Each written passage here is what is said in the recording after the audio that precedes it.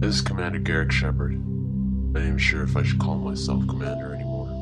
It's amazing how much things have changed. Carrying out your soldier's duty to keep peace and protect the good of the galaxy has become a thing of the past. Childlike fantasy. Or maybe it's just me. I've been getting so much attention lately, and not the good kind. It's like the more I try to make them focus on the real threat, the more they focus on bringing me down. My biggest irony, it all turns out it's my fault. My father once told me that the best way to make enemies was by trying to change something. And now see, he was right.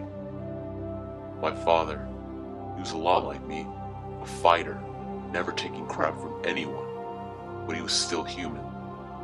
I remember watching him at times, sitting there at his desk when he thought no one was looking. He leaned back in his chair with such weight, as if he hadn't sat down to rest for years. He'd lean one arm on the armrest and support his forehead with his hand. Back then, I thought he was just tired. He worked too hard. But now I understand exactly what he was thinking. We're fighting blind. We can't see the light at the end of the tunnel, and those that do just sit in their chairs, exhausted from trying to make others see that the light isn't too far. And we keep getting up. Maybe this time they'll believe me.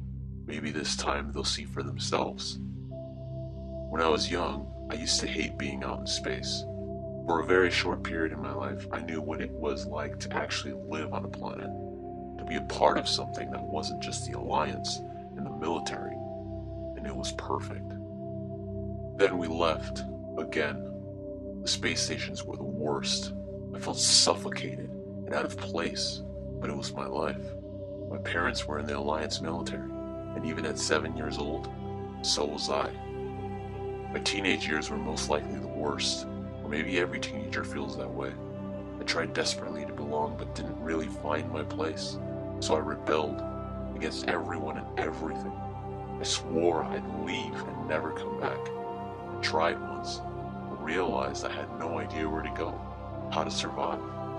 That's the thing about growing up on a space station. Those four walls that suffocated me started to feel really safe after I found myself out in the open.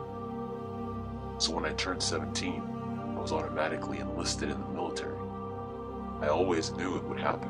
How could it not, with my mother and father deep in the Alliance ranks?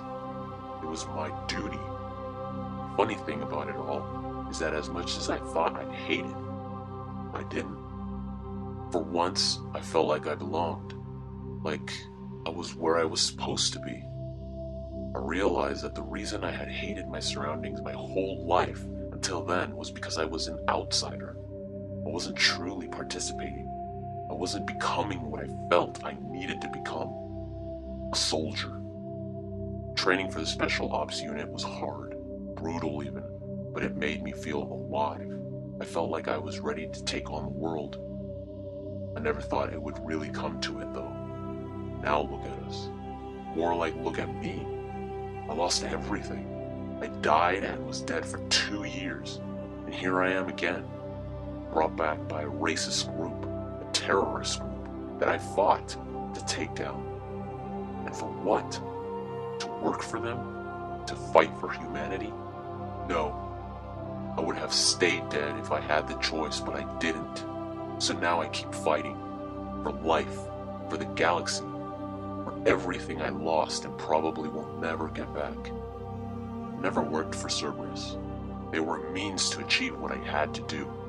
Ironic how the group that I have always been loyal to, the one that my parents have always been loyal to, the Alliance, the Council, turned their backs on me.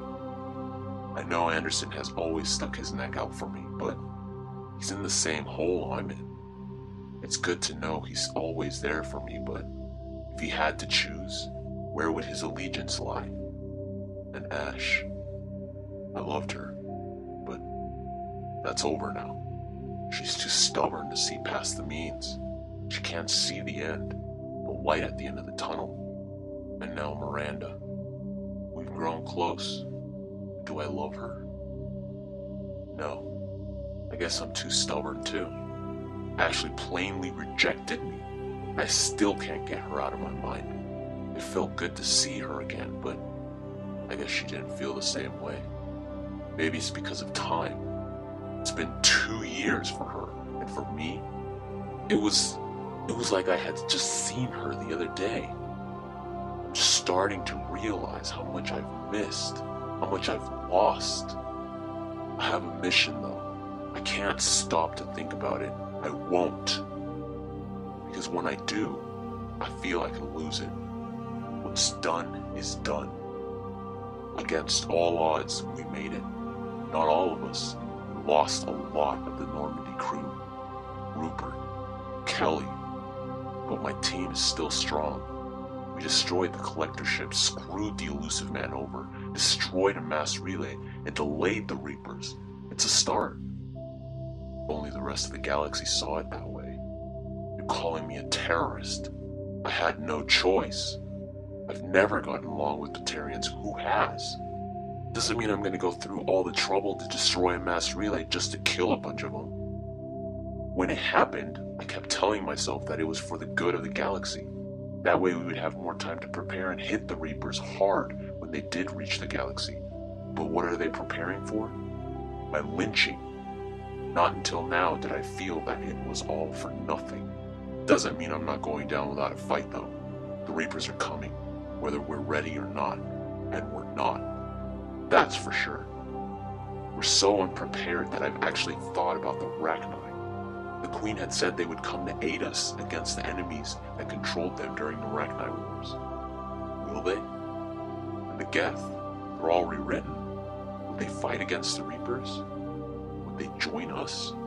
Desperate times call for desperate measures. Or maybe I'm just delusional. All I know is that when the Reapers arrive, they're not coming to pick and choose. They're coming to annihilate us all. So we fight, or we die.